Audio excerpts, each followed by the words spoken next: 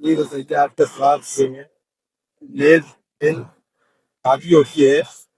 बच्चे होने में गैप है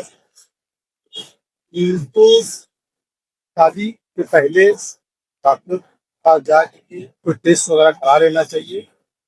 तो इसके लिए तुम बताइए ये क्या करूँ। जी, आप बिल्कुल सही कह रहे हैं कि शादी होने से पहले मेल और फीमेल को दोनों चेकअप करा लेना चाहिए, खासतौर से सेक्सुअल हेल्थ के पॉइंट ऑफ व्यू से। अक्सर ये देखा गया है कि शादी हो जाने के बाद 2 साल 4 साल के बाद लोगों को ये होता है कि बच्चा क्यों नहीं हो रहे हैं। फैमिली का एक प्रेशर पड़ता है, दबाव पड़ता है, और बाद में फिर वो चेकअप कराते हैं तो कोई ना कोई डिसीज जो है वो मालूम हो जाती है। इसलिए बेहतर है कि जैसे पहले चेकअप करा लें।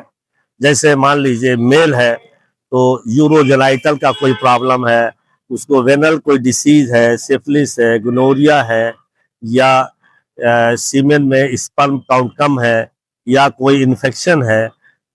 उसको चेकअप करा लेने से, या मान लीजिए उसको हाइड्रोसील है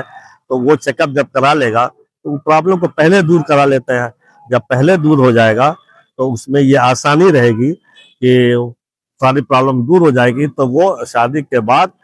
जब उसका इंटरेस्ट होगा या जिस तरह से जब चाहेगा तो बच्चे की पैदाइश में कोई परेशानी नहीं होगी। इसी तरह से फीमेल है कि उसके बच्चेदानी में कोई प्रॉब्लम हो, यूट्रस में कोई प्रॉब्लम आ रही है, या फैलोपियन ट्यूब कहीं ब्लॉकेज है, या ओवुलेशन प्रॉपर नहीं हो रहा है जिसकी वजह से डीले हो रहा है, या ओवेरियन सिस्ट है, तो ये सब चीजें ऐसी हैं कि जो प्रेगनेंसी में जो है वो रुकावट पैदा करती हैं। तो ऐसी चीजों से बचने के लिए मैं जहां तक समझता हूं कि ये बेहतर होगा कि शादी से पहले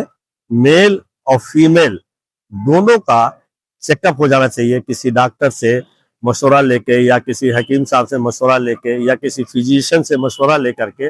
अपना चेकअप करा लेना चाहिए और इलाज कर लेना चाहिए, ताकि शादी के बाद कोई प्रॉब्लम ना हो। इसके अलावा जो देखा गया है कि खासतौर से मेल हो या फीमेल है, उसमें कोई वेनल डिसीज है जैसे गोनोरिया है या सिफिलिस है, तो वो मेल से फीमेल में, फीमेल से मेल में ट्रांसमिट होता रहता है। तो एक बहुत बड़ी एक प्रॉब्लम है ये, इस तरह से कि वो जल्दी उसको प्रेगनेंसी में या इशू होने में रुकावट पैदा करता है। इसके अलावा भी देखा गया है कि अक्सर मेल जिनके इंग्वाइनल रीजन में, पेल्विक रीजन में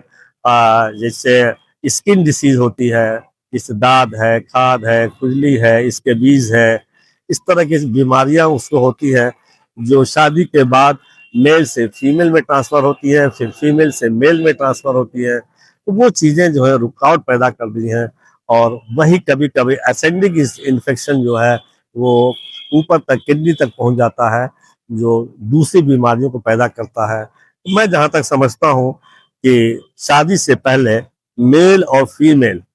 दोनों को अपना सेक्सुअल हेल्थ से संबंधित चेकअप करा लेना चाहिए, ताकि बाद में कोई प्रॉब्लम ना हो। ये डॉक्टर साहब आपने बहुत अच्छा बताया। हैप्पी मैरिज लाइफ के लिए बहुत जरूरी है कि शादी से पहले